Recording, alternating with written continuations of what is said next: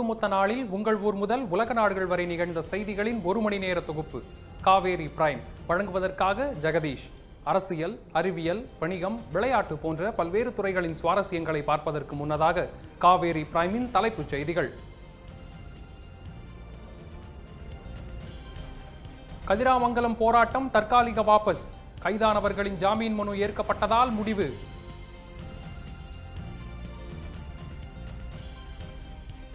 எம்எல்ஏக்களுக்கான ஊதியம் 1,05,000 ரூபாயாக உயர்த்தி வழங்கப்படும், முதலமைச்சர் அதிரடி அறிவிப்பு.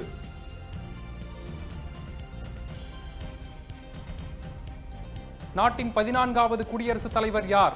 நாளை நடைபெறுகிறது வாக்கு எண்ணிக்கை.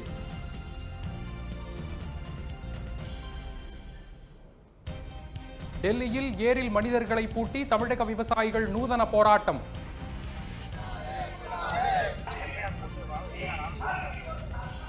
விவசாயிகளை நேரில் சந்தித்தார் மாநிலங்களவை காங்கிரஸ் உறுப்பினர் மணிசங்கர் ஐயர்.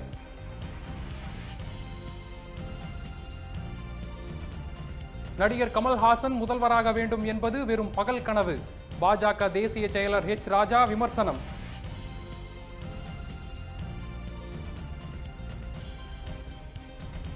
தமிழகத்தில் நீட் தேர்வை முழுமையாக ரத்து செய்ய வேண்டும், மாநிலங்களவையில் கனிமொழி வலியுறுத்தல்.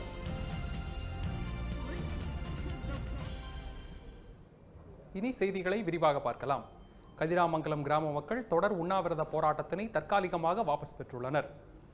கதிராமங்கலத்தில் ONGC குழாயில் கசிவு ஏற்பட்டதை தொடர்ந்து அங்கு போராட்டம் நடைபெற்றது. இது தொடர்பாக 10 பேரை போலீசார் கைது செய்தனர். இதனையடுத்து அப்பகுதி மக்கள் தொடர் போராட்டம் நடத்தி வந்தனர். கைது செய்யப்பட்டவர்களை விடுதலை செய்யும் வரை போராட்டம் தொடரும் என அறிவித்திருந்தனர். கைதான 10 பேரும் தாக்கல் செய்த ஜாமீன் மனுவை தஞ்சை நீதிமன்றம் தள்ளுபடி செய்தது. இதனையடுத்து அவர்கள் உயர்நீதிமன்ற மதுரை கிளையில் ஜாமீன் மனு தாக்கல் செய்தனர். இந்த மனு ஏற்கப்பட்டுள்ளது. இதனையடுத்து கதிராமங்கலம் மக்கள் தங்களது போராட்டத்தை தற்காலிகமாக திரும்ப பெற்றுக் கொண்டனர். போராட்டத்தை கைவிடாவிட்டால் ஜாமீன் மனு நிராகரிக்கப்படும் என கருதி அப்பகுதி மக்கள் போராட்டத்தை வாபஸ் பெற்றுக் கொண்டதாக கூறப்படுகிறது.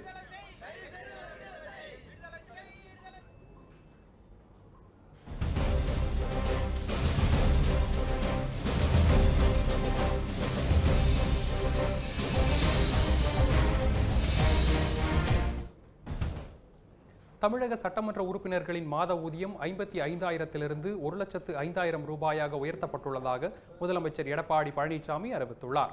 கடந்த 24 நாட்களாக நடைபெற்ற தமிழக சட்டப்பேரவை மழைக்கால கூட்டத்தொடர் இன்றுடன் முடிவடைந்துள்ளது. சட்டப்பேரவையின் இன்றைய கூட்டத்தில் பொதுத்துறை மற்றும் பேரவை தொடர்பான மானிய கோரிக்கைகள் மீதான விவாதங்கள் நடைபெற்றன. இந்நிலையில் பல்வேறு அறிவிப்புகளை வெளியிட்ட முதலமைச்சர் பழனிசாமி சட்டப்பேரவை உறுப்பினர்களின் கோரிக்கையை ஏற்று அடிப்படை ஊதியம் 8,000 30,000 உயர்த்தப்படுவதாக கூறினார். அத்துடன் தொகுதி மேம்பாட்டு நிதியும் 2,50,00,000 சட்டமன்ற உறுப்பினர்களின் ஓய்வூதியம் 12,000 20,000 உயர்த்தப்பட்டுள்ளதாகவும் அறிவிப்பு வெளியிட்டார். மேலும் சட்டமன்ற உறுப்பினர்களின் மாத ஊதியம் 55,000 1,05,000 உயர்த்தப்படுவதாகவும் அவர் தெரிவித்தார்.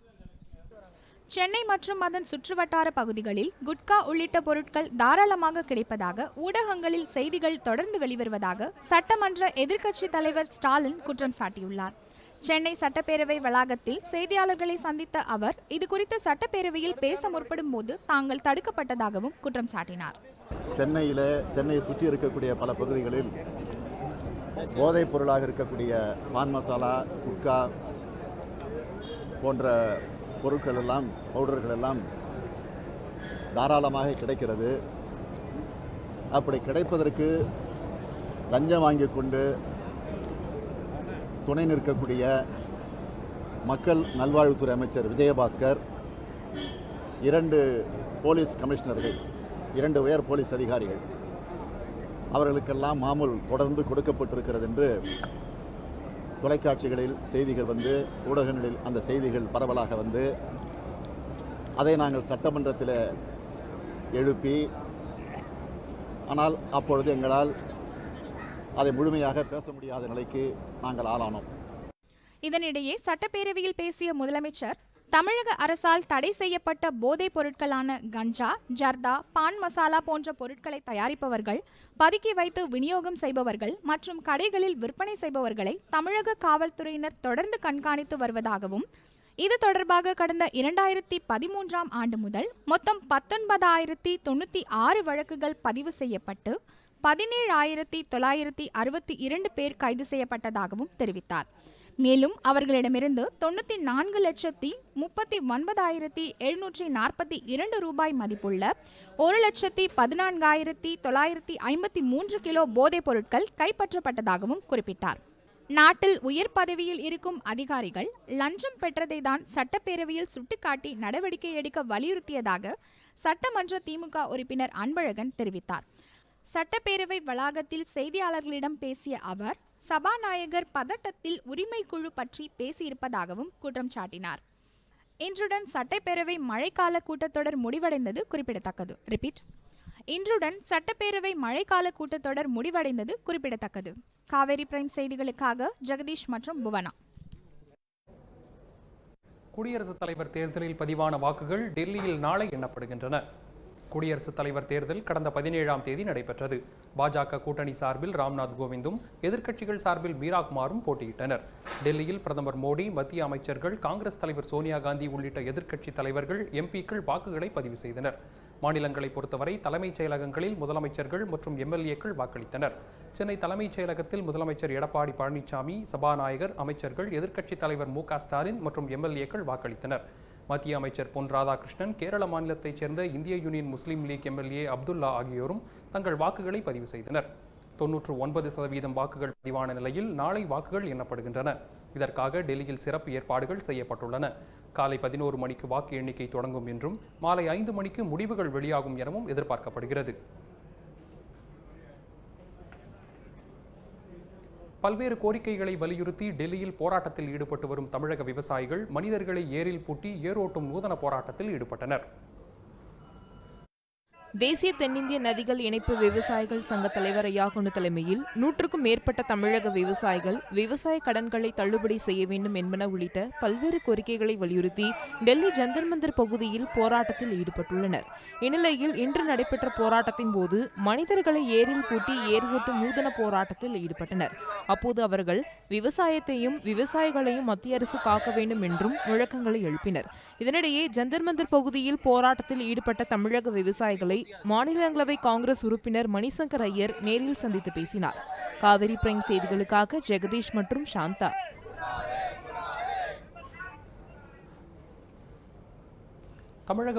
தமிழக மாணவர்களுக்கு நீட் தேர்விலிருந்து நிரந்தரமாக விலக்கு அளிக்க வேண்டும் என திமுக மாநிலங்களவை உறுப்பினர் கனிமொழி வலியுறுத்தியுள்ளார்.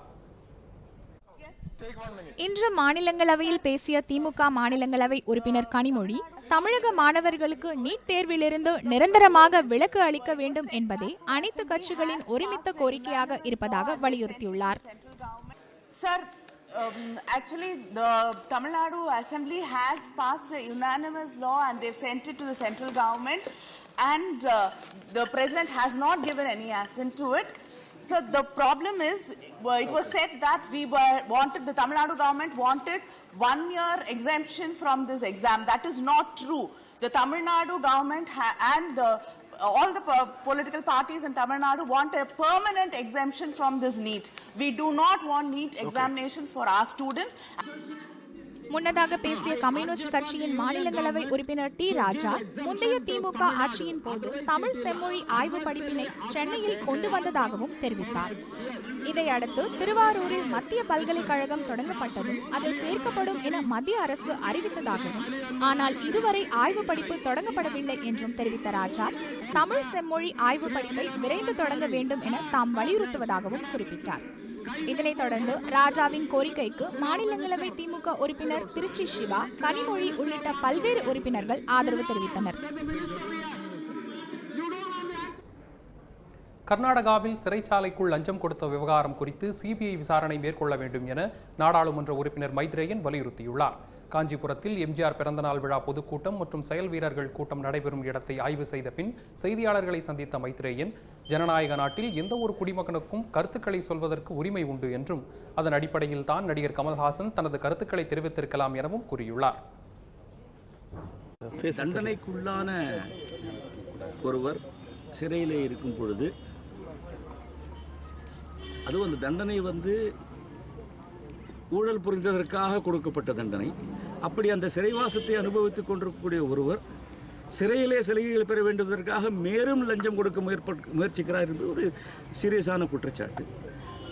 கர்நாடக அரசு விசாரணை அறிவித்திருக்கிறது. ஆனால் அந்த விசாரணை எப்படி போகும் என்பதை அவர்கள் ஏற்கனவே தெரிவித்து விட்டார்கள். ஏன்னா இந்த பிரச்சனையை வெளிச்சத்திற்கு கொண்டு வந்த அந்த கர்நாடக மாநில சிறைத்துறை டிஐஜி ரூபா அவர்களையே இடமாற்றம் செய்திருக்கிறார்கள். எனவே இந்த விசாரணை எப்படி போகும்னு எல்லாருக்கும் தெரிஞ்ச ஒன்று தான். அதனால தான் அதை தாண்டிய விசாரணை வேண்டும் என்று நாம் கோரிக்கை வைக்கிறோம். சிபிஐ விசாரணை இதில் நிச்சயமாக வேண்டும். மத்திய அரசு விதித்துள்ள ஜிஎஸ்டி வரியை குறைக்க வேண்டும் என லட்சிய திராவிட முன்னேற்ற கழகத்தின் தலைவர் டி ராஜேந்திரன் வலியுறுத்தியுள்ளார். சென்னையில் மாவட்ட ஆட்சியர் அலுவலகம் எதிரே கழகத்தின் சார்பில் ஜிஎஸ்டிக்கு எதிராக நடைபெற்ற ஆர்ப்பாட்டத்தில் பேசிய டி ராஜேந்திரன், கதிராமங்கலத்தில் ONGC நிறுவனம் எண்ணெய் குழாய் பதிக்கும் திட்டத்தையும் நெடுவாசலில் மீத்தேன் எடுக்கும் திட்டத்தையும் கைவிட வேண்டும் எனவும் கூறியுள்ளார். ஏற்கனவே செழித்து வளருது இங்க சீன பட்டாசு, இதிலே சிரமத்திலே கண்ணீர் வெடிக்குது எங்க சிவகாசி பட்டாசு. பட்டாசு தொழிலைத்தான் முடக்கலாமா, பயங்கர வரி போட்டுத்தான் தாக்கலாமா? பெரும் முதலீட்டு பிசாவுக்கு வரி 5%, குடிசை தொழில் கடலை மிட்டாய்க்கு கிட்டத்தட்ட 18%. ஏழைகளை பார்க்கலாமா பதம், வரி போட்டு செய்யலாமா வதம்? உலகத்தை சுற்றி வரும் மோடி ஐயா வேண்டுமானால் சாப்பிடலாம் பிசா, ஆனால் கடலை மிட்டாய் சாப்பிடும் ஏழைகளின் நிலைமையோ கசமுசா. உலகிலேயே அதிகமான ஜிஎஸ்டி வரி இந்தியாவுக்கு தான் முதலிடம். இது பிரதமர் மோடி ஐயாவை சேர்த்து விட்டது புகழிடம்.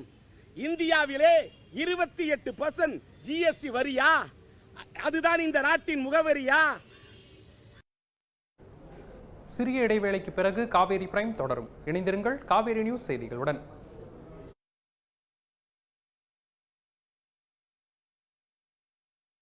கட்சி செய்தது என்ன, எதிர்க்கட்சிகள் கேட்டது என்ன, மக்களுக்கு கிடைத்தது என்ன?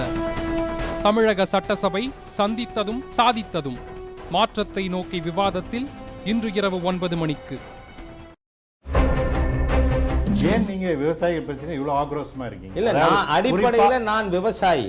பிரதமரை அசிங்கப்படுத்தணுங்கிற தவிர அந்த 30-40 பேருக்கு வேற குறிக்கோளே கிடையாது. முதலமைச்சர் யாருங்க?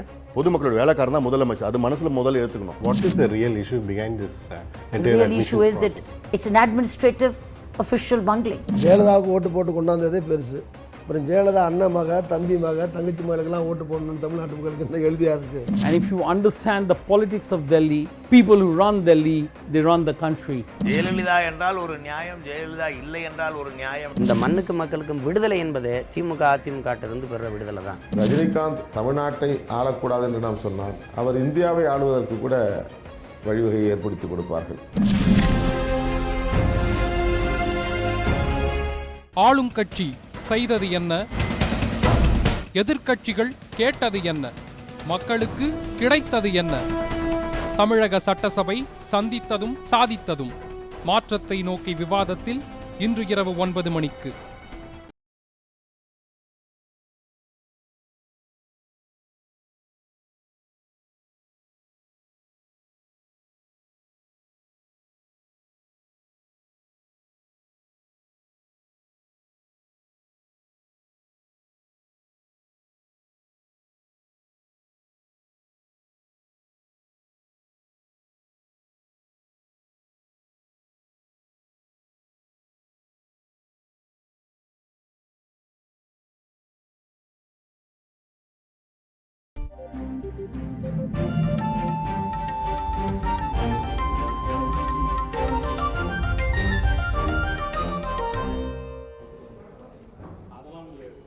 காவேரி பிரைம் தொடர்கிறது.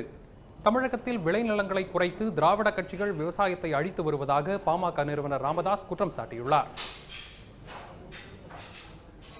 ராமதாஸ் விடுத்துள்ள அறிக்கையில், தமிழ்நாட்டில் வேளாண்மை மற்றும் வேளாண் விளைநிலங்கள் தொடர்பாக நடத்தப்பட்ட ஆராய்ச்சியில் தமிழகத்தில் இன்னும் 10 ஆண்டுகளில் விவசாயம் அழிந்துவிடும் என்பதை உணர்த்தியுள்ளது அதிர்ச்சி அளிப்பதாக தெரிவித்துள்ளார். காமராஜர் காலத்திற்கு பிறகு கடந்த 50 ஆண்டுகளில் சொல்லிக் கொள்ளும்படியாக எந்த ஒரு பாசன திட்டமும் செயல்படுத்தப்படவில்லை என்றும், அதன் விளைவு தமிழகத்தில் பாசன பரப்பு கணிசமாக குறைந்திருப்பதாகவும் அவர் குறிப்பிட்டுள்ளார். 2008 அறிவிக்கப்பட்டு நிதி ஒதுக்கீடு செய்யப்பட்ட தாமிரபரணி, நம்பியாறு, கருமேனியாறு இணைப்பு திட்டம், காவிரி குண்டாறு இணைப்பு திட்டம் ஆகியவை நிறைவேற்றப்படாமல் இருப்பதிலிருந்தே விவசாயத்தின் வளர்ச்சியில் திராவிட ஆட்சியாளர்களுக்கு விருப்பமில்லை என்பது தெளிவாக தெரிகிறது என்றும் குற்றம் சாட்டியுள்ளார். தற்போது தமிழகத்தில் நிலவும் அரசியல் சூழ்நிலை குறித்து தமிழக மக்களிடம் விழிப்புணர்வு ஏற்பட்டுள்ளதாகவும் இதன் விளைவாக வெகு விரைவில் தமிழகத்தில் ஆட்சி மாற்றம் ஏற்பட போவது உறுதி என்றும் அவர் நம்பிக்கை தெரிவித்துள்ளார். இந்திய ராணுவத்திற்கு ஆட்கள் சேர்ப்பு முகாமில் இடைத்தரகர்கள் யாரையும் நம்ப வேண்டாம் என்று திருவண்ணாமலை மாவட்ட ஆட்சியர் கேட்டுக்கொண்டார். திருவண்ணாமலை மாவட்டத்தில் உள்ள விளையாட்டு மைதானத்தில் இந்திய ராணுவ முகாமில் ஆட்கள் சேர்ப்பு முகாம் துவங்கி நடைபெற்று வருகிறது. இந்த முகாமில் பங்கேற்க திருவண்ணாமலை, வேலூர், விழுப்புரம், கடலூர் உள்ளிட்ட 8 மாவட்டங்களைச் சேர்ந்த 23,000 இளைஞர்கள் விண்ணப்பித்துள்ளனர். இந்த முகாம் தொடர்பாக செய்தியாளர்களிடம் பேசிய மாவட்ட ஆட்சியர், இளைஞர்கள் யாரும் இடைத்தரகர்களை நம்ப வேண்டாம் என்றும், இடைத்தரகர்கள் குறித்து தகவல் தெரிவித்தால் அவர்கள் மீது கடும் நடவடிக்கை எடுக்கப்படும் என்றும் தெரிவித்தார். எந்த விதமான மிடில்மேன், எந்த விதமான டவுட்ஸ் வந்து இந்த விஷயத்தில் இல்லை. இந்த ரெக்ரூட்மெண்ட் வந்து பியூர்லி மெரிட் பேஸ்ட் ரெக்ரூட்மெண்ட். அதனால யாருமே வந்து இந்த காசு கேட்டு இந்த முகாமில் சேர்க்கிற மாதிரி சொல்லியிருந்தா அந்த மாதிரி தகவல் உடனே காவல்துறைக்கோ அல்லது மாவட்ட நிர்வாகத்திற்கோ நீங்கள் வழங்கலாம். அந்த மாதிரி ஏமாற்றுறதுக்கு யார் முயற்சி செய்கிறாங்களோ அவங்க மேலே கடும் நடவடிக்கை எடுக்கப்படும். பெண் பொறியாளர் சுவாதி கொலை செய்யப்பட்டு ஓராண்டு நிறைவடைந்துள்ள நிலையில் சென்னை நுங்கம்பாக்கம் ரயில் நிலையத்தில் சிசிடிவி கண்காணிப்பு கேமராக்கள் பொருத்தப்பட்டுள்ளது தொடர்பான ஒரு செய்தி தொகுப்பை தற்போது பார்க்கலாம். திருவள்ளூர் மாவட்டம் பொன்னேரியில் மர்ம காய்ச்சலுக்கு 9ஆம் வகுப்பு படிக்கும் வினோத் என்ற மாணவன் உயிரிழந்த சம்பவம் அப்பகுதி மக்களிடையே அச்சத்தை ஏற்படுத்தியுள்ளது. பொன்னேரி சிவன் கோவில் குளக்கரையில் வசித்து வரும் சுரேஷ் என்பவரின் மகன் வினோத்திற்கு கடந்த சில நாட்களாக காய்ச்சல் இருந்து வந்தது. திடீரென்று காய்ச்சல் அதிகமானதால் ராஜீவ்காந்தி அரசு மருத்துவமனையில் அனுமதிக்கப்பட்ட வினோத் சிகிச்சை பலனின்றி உயிரிழந்தார். பொன்னேரி பேரூராட்சியில் சிவன் கோயிலாண்ட இன்னைக்கு வந்து ஒரு வினோத் என்ற மாணவன் வந்து இறந்துருக்கான். மர்ம காய்ச்சலால் இறந்துருக்கான். அந்த குளத்தை சுற்றி சாக்கடை கழிவு நீர்லாம் அந்த குளத்தில் விடுறாங்க.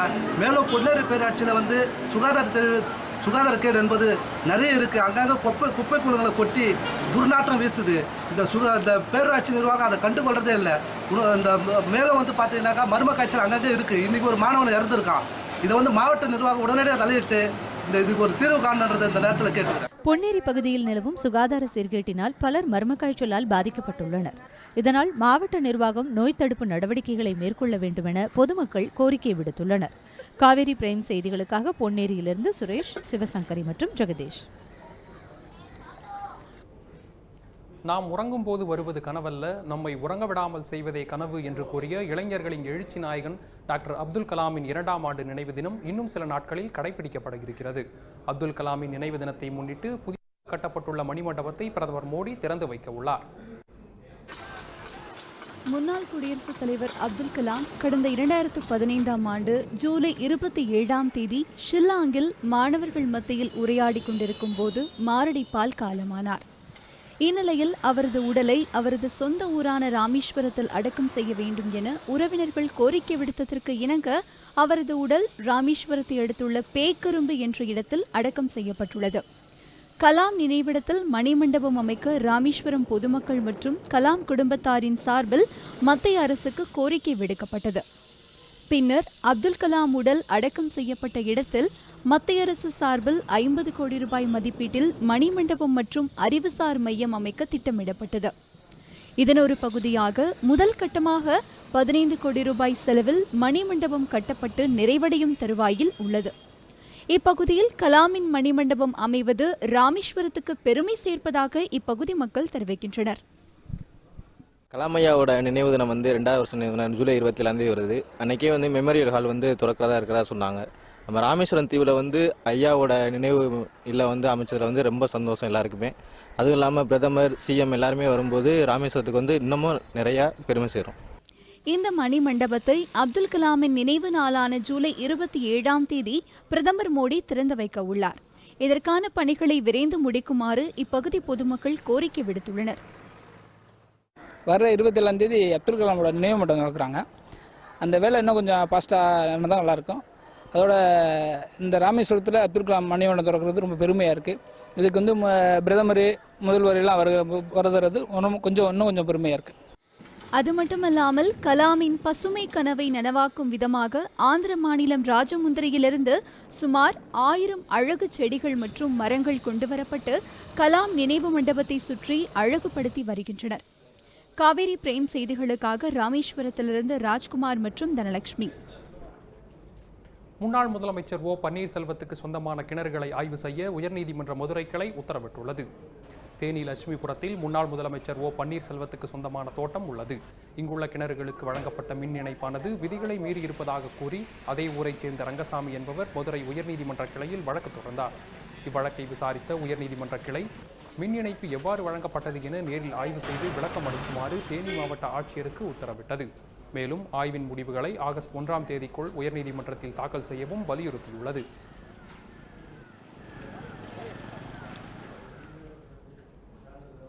நாகர்கோவில் மற்றும் திருப்பூரில் நடைபெற்ற டெங்கு விழிப்புணர்வு பேரணியில் ஏராளமான பள்ளி மாணவ மாணவிகள் கலந்து கொண்டனர். இந்த பேரணியை மாவட்ட ஆட்சியர்கள் துவக்கி வைத்தனர். டெங்கு காய்ச்சலால் குமரி மாவட்டத்தில் ஏராளமான மக்கள் பாதிக்கப்பட்டு தனியார் மற்றும் அரசு மருத்துவமனைகளில் சிகிச்சை பெற்று வருகின்றனர். எனவே டெங்கு காய்ச்சல் குறித்த பொதுமக்களுக்கு விழிப்புணர்வை ஏற்படுத்தும் விதமாக அரசு சார்பில் பல்வேறு நிகழ்ச்சிகள் நடத்தப்பட்டு வருகின்றன.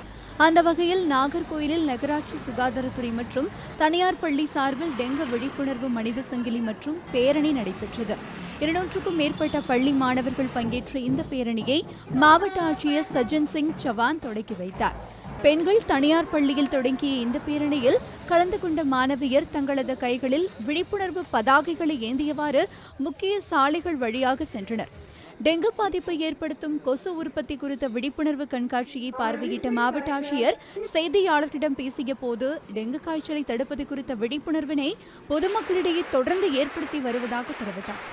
கன்னியாகுமரி மாவட்டத்தில் டெங்கு காய்ச்சலுக்கு சம்பந்தமாக பொதுமக்களுக்கு அவேர்னஸ்க்காக இன்றைக்கி நம்ம லிட்டில் ஸ்கூல்ஸ் மூலமாக ஒரு ஹியூமன் ரேலி அப்புறம் எக்ஸிபிஷன் இதில் சம்மந்தமாக இன்ஃபர்மேஷனுக்கு ஒரு ப்ரோக்ராம் ஏற்பாடு பண்ணிட்டு இப்போது நம்ம கன்னியாகுமரி மாவட்டத்தில் மொத்தமாக பார்க்கும்போது 1000க்கு மேலே டிபிசி ஒர்க்கர்ஸ் ஃபீல்டு ஒர்க் பண்ணுறாங்களா எல்லா டவுன் பஞ்சாயத் முனிசிபாலிட்டி அப்புறம் வில்லேஜ் பஞ்சாயத்துலேயும் அவங்க வீடு போய் அவங்க டெங்கு சோர்ஸ் லார்வா சோர்ஸ் பார்த்துட்டு அதை டிஸ்ட்ராய் பண்ணுறாங்களா. இதனிடையே திருப்பூரில் பள்ளி மாணவிகள் பங்கேற்ற டெங்கு காய்ச்சல் குறித்த விழிப்புணர்வு பேரணியை மாவட்ட ஆட்சியர் கொடியசைத்து துவக்கி வைத்தார். 200க்கும் மேற்பட்ட மாணவிகள் விழிப்புணர்வு பதாகைகளை ஏந்தியவாறும் விழிப்புணர்வு முழக்கங்களை எழுப்பியவாறும் நகரின் முக்கிய வீதிகள் வழியாக பேரணியாக சென்றனர். முன்னதாக டெங்கு காய்ச்சல் வராமல் தடுப்பதற்கான வழிமுறைகள் மற்றும் கம்போசியா மீன்கள் வளர்ப்பதன் நோக்கம் ஆகியவற்றை மாணவிகளுக்கு எடுத்துரைக்கும் வகையில் அமைக்கப்பட்டிருந்த கண்காட்சியை மாவட்ட ஆட்சியர் பார்வையிட்டார். இங்கே எல்லாரும் டெங்கு காய்ச்சலை பற்றி பயந்துட்டு இருக்காங்க. அது பற்றி விழிப்புணர்வுக்காக ஊர்வலம் போயிட்டுருக்கோம். நீங்கள் தண்ணி தேங்கி நிற்கிற தொட்டியெல்லாம் சுத்தமாக வச்சுக்கணும். குழந்தைங்க ட்ரெஸ் போடாமல் தூங்குறத அனுமதிக்கக்கூடாது. இது மாதிரி விழிப்புணர்வு பற்றி இப்போ நாங்கள் போராட்டம் போகிறோம். தமிழகத்தின் பல்வேறு பகுதிகளிலும் டெங்கு காய்ச்சல் பரவி வரும் நிலையில் மக்களிடையே டெங்கு காய்ச்சலை தடுப்பது குறித்த விழிப்புணர்வை ஏற்படுத்தும் வகையில் மாவட்ட நிர்வாகங்கள் இதுபோன்ற பேரணிகளை மேற்கொண்டு வருகின்றன. காவேரி பிரேம் செய்திகளுக்காக நாகர்கோவிலில் இருந்து சுயம்புலிங்கம், தனலட்சுமி மற்றும் திவ்யலட்சுமி. புதுச்சேரியில் 100 நாட்கள் வேலைவாய்ப்பு திட்டத்தை மாற்றியமைத்து 150 நாட்களாக உயர்த்தியுள்ளதாக முதலமைச்சர் நாராயணசாமி தெரிவித்துள்ளார். புதுச்சேரியில் செய்தியாளர்களிடம் பேசிய அவர் சட்டப்பேரவையில் அறிவித்தபடி வறட்சி நிவாரணம் வழங்க நடவடிக்கை எடுத்து வருவதாகவும் குறிப்பிட்டுள்ளார். பகுதிகளில் விவசாய தொழிலாளர்கள் வேலை இல்லாமல் இருக்கின்ற நிலையை கருத்திலே கொண்டு ஏற்கனவே 100 நாட்கள் வேலைவாய்ப்பு திட்டத்தை அதை மாற்றி எங்களுடைய அரசு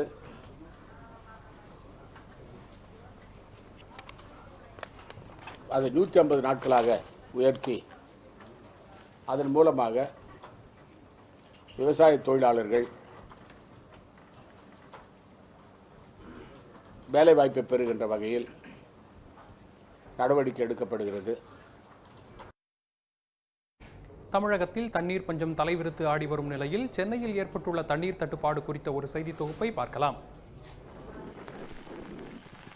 சென்னை மாநகரின் குடிநீர் ஆதாரங்களான புழல், செம்பரம்பாக்கம், பூண்டி மற்றும் சோழவரம் ஏரிகளில் தண்ணீர் முற்றிலும் குறைந்து போனதால் குடிநீர் தட்டுப்பாடு ஏற்பட்டுள்ளது. பருவமழை பொய்த்ததன் விளைவாக தமிழகத்தில் கடும் வறட்சி நிலவி வருகிறது. குறிப்பாக தலைநகர் சென்னையில் பெரும் குடிநீர் தட்டுப்பாடு நிலவி வருகிறது. ஒவ்வொரு நாளும் தண்ணீர் குடங்களுடன் மக்கள் திண்டாடி வருகின்றனர் குடிநீருக்காக. முன்னெல்லாம் தினைக்கும் வரும் லாரி தண்ணி. இப்போ வந்து ஒரு நாள் விட்டு ஒரு நாள் ரொம்ப கஷ்டமாக இருக்குது தண்ணிக்கு. போர் வாட்டர்லேயும் சுத்தமாக தண்ணி வரல, எங்கேயுமே வரல. நாங்கள் ரொம்ப தண்ணிக்கு ரொம்ப திண்டாடுறோம். தண்ணியே சரியாக வர்றதில்ல, ஒரு நாள் விட்டு ஒரு நாள் தான் வருது. அது இல்லாமல் இப்போ வந்து தண்ணிக்காக நாங்கள் 40 ரூபா கொடுத்து கேன் வாட்டர் வாங்குகிறோம். கேன் வாட்டருடைய ரேட்டும் இப்போ ஏறி போச்சு. அதனால் தண்ணிக்கு வந்து ரொம்ப கஷ்டப்படுறாங்க ஜனங்க. குடங்க அங்கங்கே தூக்கின்னு போயின்னு இருக்கிறோம். ரொம்ப கஷ்டமாகுது தண்ணிக்காக. ஒரு நாள் விட்டு ஒரு நாள் தண்ணி வருது. 5 குடம் தான் விடுறாங்க. 5 குடம் தான். அதிலே குளிக்கிறது, சாப்பாடு செய்கிறது எல்லாத்துக்குமே அதே வச்சுக்கணும். நாங்கள் என்ன பண்ணுறது? குடிக்கிறதுக்கு 30 ரூபா கொடுத்து தண்ணி வாங்குகிறோம், கேன் தண்ணி. குடிநீர் தட்டுப்பாட்டால் அடித்தட்டு மக்களை மட்டுமல்ல, அடுக்குமாடி குடியிருப்பு வாசிகளையும் பாதித்துள்ளது. தண்ணீர் பிரச்சினை விஸ்வரூபம் எடுத்துள்ள நிலையில் அடுக்குமாடி குடியிருப்பு வாசிகள் நம்பியுள்ளது தனியார் தண்ணீர் லாரிகளை தான். அவர்களும் தற்போதைய சூழலை பயன்படுத்தி அதிக விலைக்கு விற்பதாக குமருகின்றனர் அடுக்குமாடி குடியிருப்பு வாசிகள். எங்களுக்கு வந்து டெய்லி 24,000 லிட்டர் 2 லோடு தேவைப்படுது. அது கிட்டத்தட்ட 3,500 ரூபா ரேட்டு ஒரு லோடும். மெட்ரோ வாட்டரில் புக் பண்ணால் ஆன்லைனில் தான் புக் பண்ணணுங்கிறாங்க. அது ஒரு வாரம் 10 நாள் இந்த மாதிரி ஆகி ஒரு லோடு கொடுக்குறாங்க. 800 ரூபா 900 ரூபா தான் ரேட்டு. அது சரியாக கிடைக்க மாட்டேங்குது. இப்போ இந்த 3,500 ரூபா கொடுத்தும் கூட தண்ணி சரியாக கிடைக்க மாட்டேங்குது. 96 ஃப்ளாட் இருக்குது. நாங்கள் டைமிங் வச்சு கொடுக்கல. இது வரைக்குமே நாங்கள் வந்து 1,50,000 லட்ச ரூபாய்க்கு தண்ணி வாங்கியாச்சு. ஒரு மாதத்துலேயே 1,50,000 லட்ச ரூபா தண்ணி வாங்கியாச்சு. இன்றைக்கி சுத்தமாக லோடே கிடைக்கல. அண்டை மாநிலங்களில் இருந்தும் தண்ணீர் பெறுவதில் பல்வேறு பிரச்சனைகள். போரூர், அம்பத்தூர், கொரட்டூர் ஏரிகளும் முறையாக தூர்வாரி பராமரிக்கப்பட்டிருந்தால் தண்ணீர் பஞ்சத்தை தவிர்த்திருக்க முடியும் என்று கூறுகிறார் அறப்போர் இயக்கத்தை சேர்ந்த ஜெயராமன் வெங்கடேசன். சொன்னால் இப்போ கொரட்டூர் ஏரி வந்து 540 ஏக்கர் இருக்குது. இன்றைக்கி போனாலும் தண்ணீர் இருக்குது. போரூர் ஏரியில் தண்ணீர் இருக்குது. போரூர் ஏரியில் இப்போ தான் எடுக்க ஆரம்பிச்சிருக்காங்க. ஆனால் கொரட்டூர் ஏரியில் இன்னும் எடுக்க முடியல. அதற்கான காரணம் பார்த்தீங்க அப்படின்னு சொன்னால் அதில் வந்து கழிவு நீர் வந்து கலக்குது அப்படின்னு சொல்லிட்டு. அந்த மாதிரி கொரட்டூர் மட்டும் இல்லை, கொரட்டூர், அம்பத்தூர், ரெட்டேரி, இந்த மாதிரி பல ஏரிகளில் வந்து தண்ணீர் இருக்கக்கூடிய ஏரிகளில் நம்ம இன்றைக்கி வந்து அதை குடிதண்ணீருக்கு பயன்படுத்த முடியாத ஒரு நிலையில் இருக்கும். நாம் தொடர்ந்து அரசாங்கத்திற்கு சொல்லிக்கொண்டு வருவது இதுதான். இந்த நீர்நிலைகளை பராமரிக்காமல் நம்ம போனோம் அப்படின்னு சொன்னால் தொடர்ந்து இந்த மாதிரி வறட்சி காலத்தில் ஒரு மிகப்பெரிய பிரச்சனையை நாம் சந்திக்க நேரிடும் அப்படிங்கிறது தான். அதுதான் நம்ம இன்னைக்கு சந்திச்சிட்டு இருக்கோம். காஞ்சிபுரம், திருவள்ளூர் மாவட்டத்தில் உள்ள விவசாய கிணறுகள், கல்குவாரி குட்டைகள், நெய்வேலி NLC சுரங்கத்தில் உள்ள தண்ணீர் மற்றும் போரூர் ஏரி ஆகியவற்றிலிருந்து தண்ணீர் எடுக்கப்பட்டு விநியோகம் செய்யப்படுகிறது. 140 ஆண்டுகளுக்கு பின் இந்த தண்ணீர் பற்றாக்குறை ஏற்பட்டுள்ளதாக நிபுணர்கள் தெரிவித்துள்ளனர். காவேரி பிரைம் செய்திகளுக்காக ஒளிப்பதிவாளர் கார்த்திக், செய்தியாளர் ராகவேந்திராவுடன் புவனா. முன்னாள் பள்ளிக்கல்வித்துறை அமைச்சரின் தொகுதியான பட்டாபிராம் பகுதியில் உள்ள அரசு பள்ளியில் அடிப்படை வசதிகள் இல்லாத காரணத்தால் மாணவ மாணவிகள் சாலை மறியல் போராட்டத்தில் ஈடுபட்டனர். சென்னை ஆவடி அருகே பட்டாபிராம் தண்டுரை பகுதியில் இயங்கி வரும் அரசு பள்ளியில் அடிப்படை வசதிகள் இல்லாத காரணத்தால் 11ஆம் வகுப்பு மற்றும் 12ஆம் வகுப்புகளைச் சேர்ந்த 100க்கும் மேற்பட்ட மாணவ மாணவிகள் வகுப்புகளை புறக்கணித்து சாலை மறியலில் ஈடுபட்டனர். போலீசாரும் ஆசிரியர்களும் மாணவர்களிடம் நடத்திய பேச்சுவார்த்தையும் தோல்வியில் முடிந்தது. பள்ளியில் கழிப்பறை வசதி, குடிநீர் வசதி போன்றவை செய்து தரப்படவில்லை என மாணவர்கள் குற்றச்சாட்டுகளை தெரிவித்தனர். உடனடியாக அனைத்து வசதிகளையும் செய்து தர வேண்டும் என்றும் வலியுறுத்தினர். எங்களுக்கு இந்த பள்ளியில் வந்து போதுமான அளவுக்கு எந்த ஃபெசிலிட்டிஸுமே இல்லை. பாத்ரூமில் வந்து ஃபுல்லாக மண்ணு கொட்டி ரொம்ப டேட்டியாக தான் இருக்குது. குடிநீர் சுத்தமாக கிடையாது. நாங்கள் யூஸ் பண்ணுற போர்டு கூட இதுவரை சரியில்லை. நாங்கள் அதெல்லாம் கேட்டால் அவங்க வந்து எங்களை வந்து ஆர்ட்ஸ் பிளாக்னா நீங்கள் அடங்காத பசங்க, உங்களுக்கு இதெல்லாம் ஒரு தேவையான மாதிரி எங்களை பார்க்குறாங்க ஒரு கண்ணடத்துலவே. அதே போல் வந்து என்ன சொல்கிறது, இங்கே இருக்க வந்து ஒவ்வொரு மாணவரும் நாங்கள் போராடுறதே வந்து தண்ணிக்காக தான். நாங்கள் தண்ணி குடிக்க வெளியே போனால் கூட அதுக்காக வந்து என்ன பண்ணுறாங்கன்னா ஒரு இது பண்ணுறாங்க. எதுக்கு நீங்கள் வந்து போகிறீங்க, வெளியே எதுக்கு போகிறீங்க, வெளியே போய் எதுக்கு தண்ணி குடிக்கிறீங்க, அப்போ அவங்க உள்ளே எங்களுக்கு தண்ணி தரணும், ஆனால் அந்த தண்ணியே தரமாட்டாங்க. அரசு பள்ளியில் அதிகமாக பணம் பறிப்பதாக குற்றம் சாட்டும் மாணவர்கள் பணம் பறித்த தலைமை ஆசிரியர் மீது நடவடிக்கை எடுக்க வேண்டும் என்ற கோரிக்கையை முன்வைத்தனர். நான் இந்த ஸ்கூலில் 12th வந்து ஜாயின் பண்ணேன். இந்த ஃபீஸ் வந்து 250 ரூபா தான் இந்த ஸ்கூலோட ஃபீஸு. ஆனால் எங்களுக்கு வந்து 6,050 ரூபா வாங்கிக்கிறாங்க என்கிட்ட. அந்த 5,000 ரூபாய் டொனேஷன் கொடுத்தா தான் என்னை சேர்த்துப்பேன்னு சொல்லிக்கிறாங்க. அதனால் நான் ஃபஸ்ட்டு 10,000 ரூபாய் கேட்டாங்க. அது நாங்கள் கம்பெனி 5,000 ரூபாய் கொடுத்தோம். என்கிட்ட மொத்தம் 6,050 ரூபா வாங்கிக்கிறாங்க. இவன் பேர் அஜித். இவனுக்கு வந்து இவனும் 12th தான் வந்து ஜாயின் பண்ண இந்த ஸ்கூலில். இது பீரோ வந்து கேட்டுக்கிறாங்க எங்ககிட்ட. பீரோ வாங்கி கொடுத்தா தான் ஸ்கூலில் 12th அட்மிஷன்ஸ் கொடுப்பாங்கன்னு சொல்லிடுறாங்க.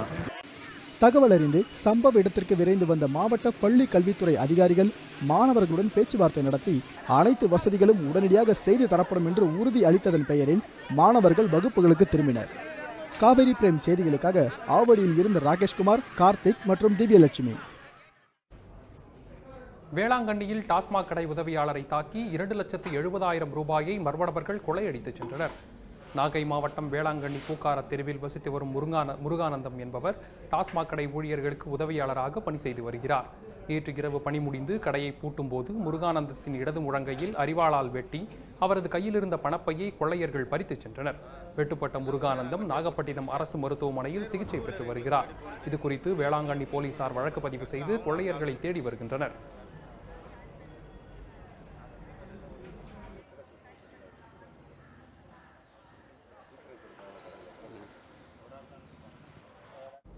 நாகர்கோவிலில் மார்க்சிஸ்ட் லெனினிஸ்ட் கட்சியின் பெண்கள் அமைப்பு சார்பாக நிதியமைச்சருக்கு தபால் மூலம் நாப்கின் அனுப்பும் நூதன போராட்டம் நடைபெற்றது.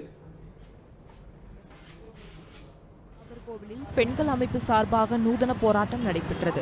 பெண்கள் பயன்படுத்தும் நாப்கின்களுக்கு மத்திய அரசு புதிய வரியான ஜிஎஸ்டி மூலம் 12% வரி விதிக்கப்பட்டுள்ளது. இந்த வரி விதிப்பை திரும்ப பெற கோரி மத்திய நிதி அமைச்சருக்கு தபால் மூலம் நாப்கின் அனுப்பும் நூதன போராட்டம் நடைபெற்றது.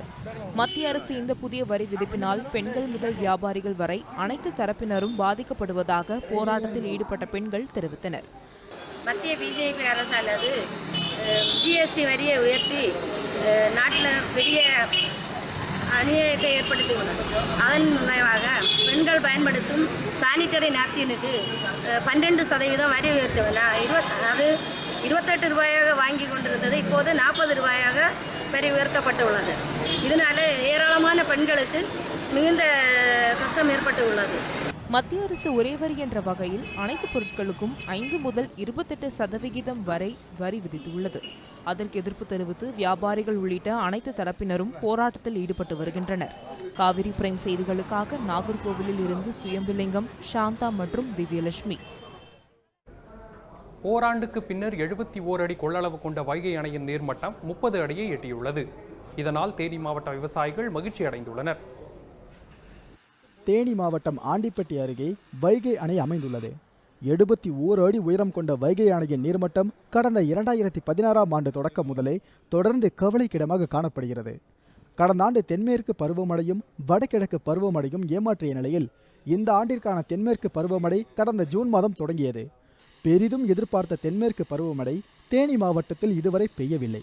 ஆனால் கடந்த மாத இறுதியில் முல்லை பெரியாறு அணையின் நீர்பிடிப்பு பகுதியில் பெய்த மழையினால் முல்லை பெரியாறு அணைக்கு நீர்வரத்து அதிகமானது. இதையடுத்து முல்லை பெரியாறு அணையில் இருந்து வைகை அணைக்கு தண்ணீர் திறந்து விடப்பட்டது. இந்த நீர்வரத்து காரணமாக வைகை அணையின் நீர்மட்டம் படிப்படியாக உயர்ந்து கொண்டே வந்தது. இந்த மாத தொடக்கத்தில் 23 அடியாக இருந்த வைகை அணையின் நீர்மட்டம் தற்போது 30 அடியாக உயர்ந்துள்ளது. இதனால் தேனி மற்றும் அதன் சுற்று வட்டார பகுதியைச் சேர்ந்த விவசாயிகள் மகிழ்ச்சி அடைந்துள்ளனர். கடந்த சில ஆண்டுகளுக்கு பின்னர் வைகை அணையின் நீர்மட்டம் 30 அடியாக உயர்ந்துள்ளது குறிப்பிடத்தக்கது. காவேரி பிரேம் செய்திகளுக்காக ஆண்டிப்பட்டியிலிருந்து சிவா, கார்த்திக் மற்றும் திவ்யலட்சுமி. தேனி மாவட்டம் ஆண்டிப்பட்டியில் உள்ள முத்தமிழ் பூங்காவை சீரமைக்க வேண்டும் என பொதுமக்கள் கோரிக்கை விடுத்துள்ளனர். கடந்த சில ஆண்டுகளாக தேனி மாவட்டம் ஆண்டிப்பட்டியில் முத்தமிழ் பூங்கா உரிய பராமரிப்பு இல்லாமல் புதர்மண்டி காட்சியளிக்கிறது. மேலும் இரவு பகல் பாராமல் மது அருந்துவது உள்ளிட்ட சமூக விரோத செயல்களில் ஈடுபடுபவர்களுக்கு புகலிடமாக இந்த பூங்கா மாறி வருவதாக பொதுமக்கள் வேதனை தெரிவித்துள்ளனர். ஆண்டிப்பட்டிக்கு சொந்தமான முத்தமிழ் பூங்கா இன்று மேலே போடு கூட இல்லாமல் எல்லாத்தையும் உடச்சி போட்டு கன்றாவியாக கிடைக்கிறது. சிறுவர்கள் வந்து அதிகமாக வந்து விளையாண்டு கொண்டிருக்கிற பூங்கா இன்று எதுவுமே இல்லாமல் எல்லாம் மேட்ச் இது சருகிறது, உட்காந்து பேசுகிறது எல்லாமே உடச்சி நாஸ்காடாக பண்ணி வச்சுருக்காங்க. இது வந்து பேராட்சி பலமுறை கம்ப்ளைண்ட் பண்ணி இன்ன வரைக்கும் எந்த ஒரு நடவடிக்கையும் அவங்க எடுக்க வரல. இனிமேலாக உடனே வந்து நடவடிக்கை எடுத்து சிறுவர்கள் எல்லாமே வந்து விளையாடுற மாதிரி பொழுதுபோக்காக இருக்கிற மாதிரி இருக்கணும்னு சொல்லி ஊர் பொதுமக்கள் சார்பாக வேண்டிக்கிறோம். மாவட்ட நிர்வாகம் தலையிட்டு குடிநீர், கழிப்பறை உள்ளிட்ட வசதிகளுடன் பூங்காவை பராமரிப்பு செய்தால் பொதுமக்களுக்கும் சிறுவர்களுக்கும் சிறந்த பொழுதுபோக்கு அம்சமாக அமையும் என அப்பகுதி மக்கள் மற்றும் சமூக ஆர்வலர்கள் வலியுறுத்தியுள்ளனர். காவேரி பிரைம் செய்திகளுக்காக ஆண்டிப்பட்டியிலிருந்து லெனின், சிவசங்கரி மற்றும் ஜெகதீஷ். அரசு சட்டக் கல்லூரிகளில் இந்த கல்வியாண்டு முதல் சட்டம் தமிழில் பயிற்றுவிக்கப்படும் என சட்டக்கல்வி இயக்ககம் அறிவித்துள்ளது. தமிழகத்தில் பல ஆண்டுகளாக தமிழில் சட்டப்படிப்புகள் அறிமுகப்படுத்தப்பட வேண்டும் என மாணவர்கள் கோரிக்கை விடுத்து வந்தனர். இந்நிலையில் இந்த கல்வியாண்டு முதல் திருநெல்வேலி, கோயம்புத்தூர், திருச்சி ஆகிய இடங்களில் இருக்கும் அரசு சட்டக் கல்லூரிகளில் மட்டும் 3 ஆண்டு மற்றும் 5 ஆண்டு ஒருங்கிணைந்த சட்டப்படிப்புகள் தமிழ் வழியில் தொடங்கப்பட்டிருக்கின்றன. மேலும் செங்கல்பட்டு அரசு சட்டக் கல்லூரியில் 5 ஆண்டுக்கான சட்டப்படிப்பு தமிழ் வழியில் சட்டம் கற்க இயலும் என தெரிவிக்கப்பட்டுள்ளது. சட்டக்கல்வி இயக்கத்தின் இந்த அறிவிப்பு பல கிராமப்புற மாணவர்களை மகிழ்ச்சியில் ஆழ்த்தியுள்ளது.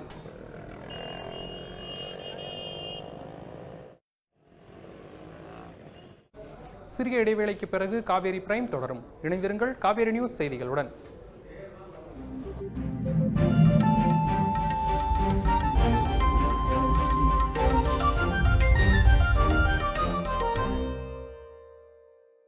கட்சி செய்தது என்ன? எதிர்க்கட்சிகள் கேட்டது என்ன? மக்களுக்கு கிடைத்தது என்ன? தமிழக சட்டசபை சந்தித்ததும் சாதித்ததும். மாற்றத்தை நோக்கி விவாதத்தில் இன்று இரவு 9 மணிக்கு.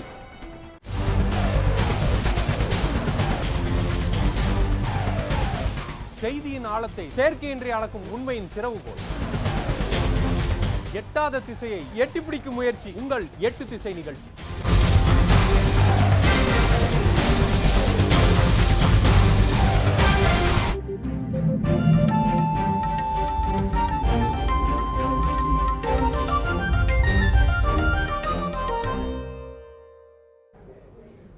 காவேரி பிரைம் தொடர்கிறது. நடிகர் கமல்ஹாசனின் சமீபத்திய ட்விட்டர் பதிவுகள் அரசியலில் பெரும் பரபரப்பை ஏற்படுத்தும் விதமாக அமைந்துள்ளது. இந்நிலையில் பாஜக தேசிய செயலர் ஹெச் ராஜா கமல் முதல்வராவது பகல் கனவு என தெரிவித்துள்ளார். தமிழக அரசியலில் ஊழல் நிறைந்துள்ளது என நடிகர் கமல்ஹாசன் கருத்து தெரிவித்ததற்கு தமிழக அமைச்சர்கள் கடும் எதிர்ப்பு தெரிவித்து வருகின்றனர். இதனை அடுத்து நடிகர் கமல்ஹாசனுக்கு ஆதரவாகவும் பல்வேறு தரப்பிலிருந்து கருத்துக்கள் வெளியாகின. இந்நிலையில் தனக்கு எதிர்ப்பு தெரிவித்தவர்களுக்கு பதிலளிக்கும் விதமாக கமல்ஹாசன் அவரது ட்விட்டர் பதிவில் அமையாது அலைபவருக்கும் அமைந்த என் தோழருக்கும் விரைவில் ஒரு விழி கேட்கும் என்று பதிவிட்டதோடு கவிதை ஒன்றையும் பதிவிட்டுள்ளார். அதில் தோற்றிருந்தால் போராளி, முடிவெடுத்தால் யாம் முதல்வர் என குறிப்பிட்டுள்ளார். இதனால் அரசியல் களத்தில் கமல் கால் பதிப்பார் என எதிர்பார்க்கப்படுகிறது. இந்நிலையில் நடிகர் கமல்ஹாசன் முதல்வராக வேண்டும் என்பது வெறும் பகல் கனவு என பாஜக தேசிய செயலர் ஹெச் ராஜா விமர்சனம் செய்துள்ளார். சேலத்தில் செய்தியாளர்களை சந்தித்த அவர் விஸ்வரூபம் படம் வெளியான போது ஏற்பட்ட பிரச்சனையால் நாட்டை விட்டு வெளியேறப் போவதாக கூறியவர் கமல்ஹாசன் என்றும், இவ்வாறு தைரியமில்லாத முதுகெலும்பற்ற கோழையை மக்கள் ஒருபோதும் முதல்வராக ஏற்க மாட்டார்கள் எனவும் தெரிவித்தார். முதல்வர் பதவியிலே உட்கார்பவர் எப்படி இருக்க வேண்டும் என்றால் அச்சமில்லாமல் முதுகெலும்போடு செயல்படக்கூடியவராக இருக்கணும். இந்த விஸ்வரூபம் படம் அதுக்கு இஸ்லாமிய அமைப்புகள் எதிர்ப்பு தெரிவித்த பொழுது அழுது அரற்றி புலம்பி நான் இந்த நாட்டை விட்டே ஓடிப்போகிறேன் என்று சொன்ன முதுகெலும்பில்லாத கோழை அவர் நாளைக்கு முதலமைச்சரான தமிழ்நாடுடைய கதி என்னவாகும் என்பது ஒரு மிகப்பெரிய கேள்விக்குறி. அதனால் அவர் ட்வீட்டில் முடிவெடுத்தால் முதல்வருங்கிறார். அது முடிவு எடுத்தாலும் இவரால் ஒரு காலம் முதல்வராக வர முடியாத காரணம் முதுகெலும்பற்ற கோழையை மக்கள் ஏற்க மாட்டார்கள். சேலத்தில் செய்தியாளர்களிடம் பேசிய தமிழிசை சவுந்தரராஜன் இதுவரை எந்தவித சமுதாய நடவடிக்கைகளிலும் ஈடுபடாமல் நடிகர் கமல் திடீரென அரசியல் குறித்து கருத்து தெரிவிப்பதை ஏற்றுக்கொள்ள முடியாது என குறிப்பிட்டுள்ளார்.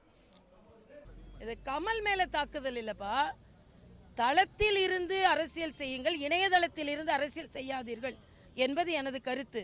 என்னை பொறுத்த மட்டில் இயல்பாகவே ஒரு சமுதாய கருத்துக்களை சொல்வதாக இருந்தால் இத்தனை ஆண்டுகள் பொதுத்துறையில் இருப்பவர்கள் சொல்லிக் கொண்டிருக்கின்ற பழக்கத்தை உடையவர்களாக இருந்தால் நாங்கள் ஏற்றுக்கொண்டிருப்போம். கமலஹாசன் அதிமுகவுக்கு எதிரான நிலையில் இருப்பதாகவும் அவர் திமுகவுக்கு ஆதரவளித்தால் அது தற்கொலைக்கு சமம் என நாஞ்சில் சம்பத் தெரிவித்துள்ளார். அனைத்து இந்திய அண்ணா திராவிட முன்னேற்றக் கழகம் மழைக்காளான் அல்ல, இது ஆயிரங்காலத்து பயிர். இது தரகு கடையல்ல, இது தமிழர்கள் கோட்டம். இது வர்த்தக பண்ணை அல்ல, இது வித்தக பாசறை. இது முத்தக்காட்சிகளால் நிரம்பிய கூடாரமல்ல, இரத்த சாட்சிகளால் வியாபிக்கப்பட்ட மாளிகை. அனைத்து இந்திய அண்ணா திராவிட முன்னேற்றக் கழகத்தை மழைக்காளான் என்று சொன்னதை கமல் அவர்கள் மறுபரிசீலனை செய்ய வேண்டும் என்று கேட்டுக்கொள்கிறேன். கமல் அரசியலுக்கு வருவது குறித்து பல்வேறு வகையான கருத்துக்கள் நிலவும் சூழல் அரசியல் வட்டாரத்தில் பரபரப்பை ஏற்படுத்தியுள்ளது. காவேரி செய்திகளுக்காக ஜெகதீஷ் மற்றும் புவனா. கூர்காலாந்து தனிமாநில கோரிக்கையை வலியுறுத்தி டார்ஜிலிங்கில் இன்றும் வன்முறை சம்பவங்கள் நடைபெற்றதால் பதற்றமான சூழல் நிலவியது. மேற்குவங்க மாநிலத்தின் டார்ஜிலிங்கில் கூர்காலாந்து தனிமாநில கோரிக்கையை வலியுறுத்தி கூர்கா ஜனமுக்தி மோர்ச்சா அமைப்பினர் கடந்த ஒரு மாதத்திற்கும் மேலாக தொடர் போராட்டங்களில் ஈடுபட்டு வருகின்றனர். இந்நிலையில் அங்கு துணை ராணுவத்தினர் மற்றும் பாதுகாப்பு படை வீரர்கள் குவிக்கப்பட்டு நிலைமை ஓரளவிற்கு கட்டுக்குள் கொண்டுவரப்பட்டது. இந்நிலையில் அங்கு இன்று மீண்டும் போராட்டம் தொடர்ந்து நடைபெற்று வருகின்றது. போராட்டத்தின் போது ஆர்ப்பாட்டக்காரர்கள் சிலர் அங்கு நிறுத்தி வைக்கப்பட்டிருந்த வாகனங்களை தீயிட்டு கொளுத்தியதால் நகரில் பெரும் பரபரப்பு ஏற்பட்டது.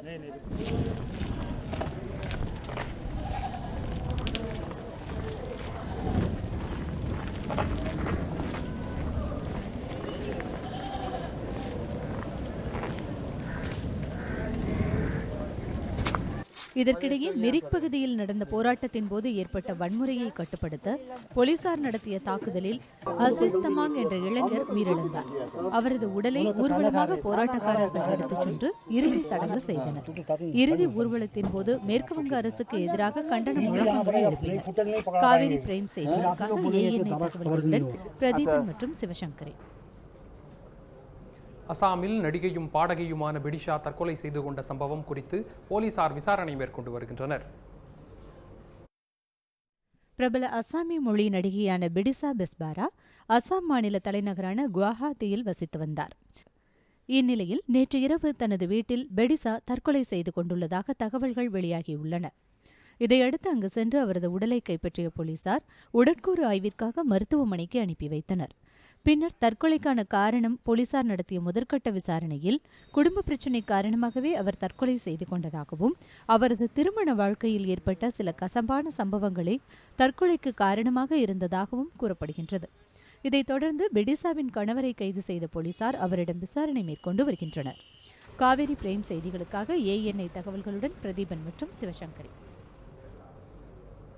ஜார்க்கண்டில் ஆற்றை கடக்க பாலம் இல்லாத நிலையில் பாலத்தை உடனடியாக கட்டித்தர வலியுறுத்தி கிராம பொதுமக்கள் அரசுக்கு கோரிக்கை விடுத்துள்ளனர்.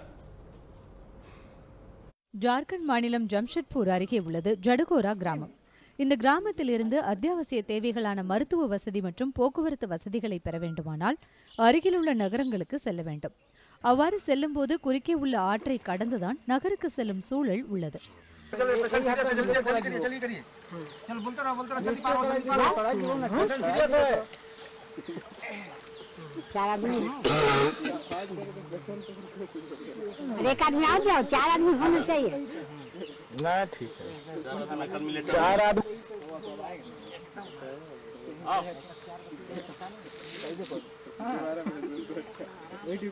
ஆனால் இதுவரை மாநில அரசு அந்த ஆற்றின் மேல் பாலம் ஏதும் கட்டித்தரப்படவில்லை என்றும் இதனால் மழைக்காலங்கள் மற்றும் வெள்ளப்பெருக்கு தருணங்களில் ஆற்றை கடப்பது மிகவும் சிரமமாக இருப்பதாகவும் பொதுமக்கள் தெரிவித்தனர்.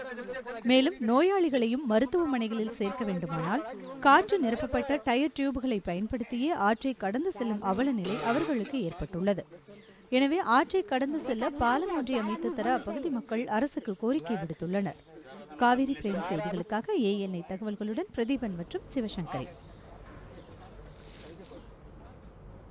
இன்று ஏற்றத்துடன் முடிவடைந்து இந்திய பங்குச்சந்தைகள் குறித்தும் லாபம் மற்றும் நஷ்டத்தை சந்தித்த நிறுவனங்கள் குறித்தும் தற்போது பார்க்கலாம்.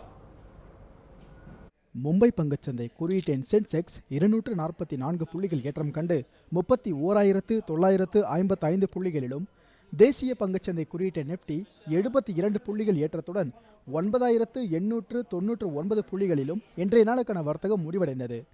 நிப்டி 50யில் இன்று அதிக லாபம் பார்த்த பங்குகளுக்கான வரிசையில் ஐடியா செல்லுலார் 9.12% லாபமும், அரபிண்டா ஃபார்மா 4.30%, பாரதி ஏர்டெல் 3.17%, ஹிண்டால்கோ 2.92%, ஜி என்டர்டெயின்மெண்ட் 2.81% அளவிற்கும் இன்று ஒரே நாளில் லாபம் பார்த்தன.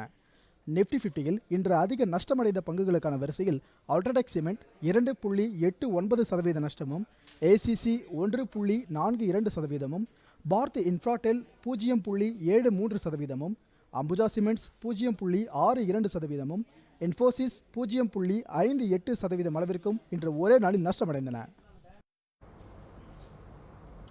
மகளிர் உலகக்கோப்பை கிரிக்கெட் தொடரில் நாளை நடைபெறவுள்ள இரண்டாவது அரையிறுதி ஆட்டத்தில் இந்திய அணி நடப்பு சாம்பியனான ஆஸ்திரேலியாவுடன் பல பரீட்சை நடத்த உள்ளது. இந்நிலையில் இரண்டு அணிகளின் பலம் மற்றும் பலவீனம் குறித்து தற்போது பார்க்கலாம். லண்டன் நகரில் 11வது மகளிர் உலகக்கோப்பை கிரிக்கெட் தொடர் நடைபெற்று வருகிறது. முதல் அரையிறுதியில் இங்கிலாந்து அணி 2 விக்கெட் வித்தியாசத்தில் தென்னாப்பிரிக்காவை வீழ்த்தி இறுதிப் போட்டிக்கு தகுதி பெற்றது. இதனையடுத்து இரண்டாவது அரையிறுதி ஆட்டத்தில் மித்தாலி ராஜ் தலைமையிலான இந்திய அணி நடப்பு சாம்பியனான ஆஸ்திரேலியாவை எதிர்கொள்கிறது. இதற்கு முன்பு கடந்த 2005ஆம் ஆண்டு இந்திய அணி நியூசிலாந்தை வீழ்த்தி இறுதிப் போட்டிக்கு நுழைந்தது. நடப்பு சீசனை பொறுத்தவரை இந்திய அணி லீக் போட்டிகளில் இங்கிலாந்தை 35 ரன்கள் வித்தியாசத்திலும், வெஸ்ட் இண்டீஸை 7 விக்கெட் வித்தியாசத்திலும், பாகிஸ்தானை 95 ரன்கள் வித்தியாசத்திலும் வென்றிருந்தது. அதேபோல் இலங்கை, நியூசிலாந்து அணிகளையும் வென்றிருந்தது. அதில் தென்னாப்பிரிக்கா, ஆஸ்திரேலியா ஆகிய இரு அணிகளிடம் தோற்றிருந்தது. கேப்டன் மித்தாலி ராஜ் பேட்டிங்கில் நல்ல ஃபார்மில் உள்ளார். அவர் 1 சதம், 3 அரை சதத்துடன் 356 ரன்கள் குவித்துள்ளார். இது தவிர பூனம் ரவுட், மந்தனா ஆகியோரும் பேட்டிங்கில் கலக்கக்கூடியவர்கள். பந்து வீச்சில் தீப்தி சர்மா, ஏக்தா பெஸ்ட், பூனம் யாதவ் ஆகியோர் நல்ல நிலையில் உள்ளனர். மறுபுறம் 6 முறை சாம்பியனான ஆஸ்திரேலியா அணி இந்தியாவை வீழ்த்தி இறுதிப் போட்டிக்கு நுழையும் ஆர்வத்தில் உள்ளது. அந்த அணி லீக் ஆட்டத்தில் இந்தியாவை ஏற்கனவே 8 விக்கெட் வித்தியாசத்தில் வீழ்த்தியிருந்தது. மெக்லானிங் தலைமையிலான ஆஸ்திரேலிய அணி லீக் போட்டியில் இங்கிலாந்திடம் மட்டும் 3 ரன்னில் தோற்றிருந்தது. மற்ற 6 ஆட்டங்களில் வெற்றி பெற்றுள்ள வலுவான ஆஸ்திரேலிய அணியை வீழ்த்த இந்திய வீராங்கனைகள் கடுமையாக போராட வேண்டியதிருக்கும். இரு அணிகளும் இதுவரை 42 ஒருநாள் ஆட்டத்தில் மோதியுள்ளன. அதில் இந்தியா 8 போட்டியிலும், ஆஸ்திரேலியா 34 ஆட்டத்திலும் வெற்றி பெற்றுள்ளன. பலம் வாய்ந்த ஆஸ்திரேலியாவை வீழ்த்தி இந்திய அணி 2வது முறையாக இறுதிப் போட்டிக்கு தகுதி பெறுமா என ரசிகர்கள் ஆவலுடன் எதிர்பார்த்து காத்திருக்கின்றனர். டிஎன்பிஎல் 2வது சீசனில் விளையாட நடப்பு சாம்பியனான தூத்துக்குடி டூட்டி பேட்ரியட்ஸ் அணிக்கு இடைக்கால தடை விதித்து தூத்துக்குடி மாவட்ட முதன்மை அமர்வு நீதிமன்றம் உத்தரவிட்டுள்ளது. தமிழ்நாடு கிரிக்கெட் சங்கம் சார்பில் தமிழ்நாடு பிரீமியர் லீக் தொடர் கடந்த ஆண்டு முதல் நடத்தப்பட்டு வருகிறது. 2வது சீசன் போட்டிகள் வரும் 22ஆம் தேதி தொடங்க உள்ளது. இந்த தொடரில் மொத்தம் 8 அணிகள் கலந்து கொண்டு விளையாட உள்ளன. கடந்த 2016ஆம் ஆண்டு நடைபெற்ற போட்டியில் தூத்துக்குடி டியூட்டி பேட்ரியட்ஸ் அணி சாம்பியன் பட்டம் வென்றது. இந்த அணிக்கு Thoothukudi sports and entertainments private limited என்ற நிறுவனம் ஸ்பான்சர் செய்தது. அணியின் செலவுக்காக கடந்த 2016ஆம் ஆண்டு தூத்துக்குடியில் உள்ள தேசிய மயமாக்கப்பட்ட வங்கி ஒன்றில் 5.21 கோடி கடனாக வாங்கப்பட்டுள்ளது. இந்த பணத்தை ஓராண்டுக்குள் திருப்பி செலுத்த வேண்டும் என்பது ஒப்பந்தம். ஆனால் கடந்த 6ஆம் தேதியுடன் காலக்கெடு முடிந்தது. இதனையடுத்து பணத்தை திருப்பி செலுத்த வேண்டும் என வங்கி சார்பில் நோட்டீஸ் அனுப்பப்பட்டது. ஆனால் பணம் செலுத்தப்படவில்லை. இதனையடுத்து பேட்ரியட்ஸ் அணி 2வது சீசனில் பங்கேற்க தடை விதிக்க கோரி வங்கி சார்பில் தூத்துக்குடி மாவட்ட முதன்மை அமர்வு நீதிமன்றத்தில் வழக்கு தொடரப்பட்டது. இந்த வழக்கை விசாரித்த நீதிபதி வங்கிக்கு திருப்பி செலுத்த வேண்டிய தொகை நிலுவையில் வைத்துள்ளதால் தூத்துக்குடி பேட்ரியட்ஸ் அணி வரும் டிஎன்பிஎல் போட்டியில் பங்கேற்க தமிழ்நாடு கிரிக்கெட் சங்கம் அனுமதிக்க கூடாது என்று இடைக்கால தடை விதித்து உத்தரவிட்டார். இந்த தீர்ப்பால் நடப்பு சாம்பியன் தூத்துக்குடி டியூட்டி பேட்ரியட்ஸ் அணிக்கு சிக்கல் ஏற்பட்டுள்ளது. சிறுத்தை சிவா இயக்கத்தில் அஜித் நடிப்பில் உருவாகி வரும் விவேகம் படத்தில் ஏற்கனவே 2 பாடல்கள் வெளியாகி ரசிகர்களிடையே வரவேற்பை பெற்றுள்ளது. இந்நிலையில் தற்போது மற்றொரு பாடல் நாளை வெளியாக உள்ளது. விவேகம் திரைப்படத்தில் இடம்பெறும் சர்வைவா, தலை விடுதலை என்ற 2 பாடல்கள் சில நாட்களுக்கு முன்பு வெளியாகி ரசிகர்களிடையே நல்ல ஒரு வரவேற்பை பெற்றது.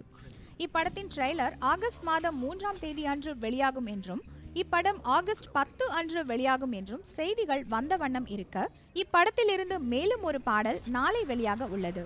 இப்பாடலை கபிலன் வைரமுத்து எழுதியுள்ளார் என்பது குறிப்பிடத்தக்கது.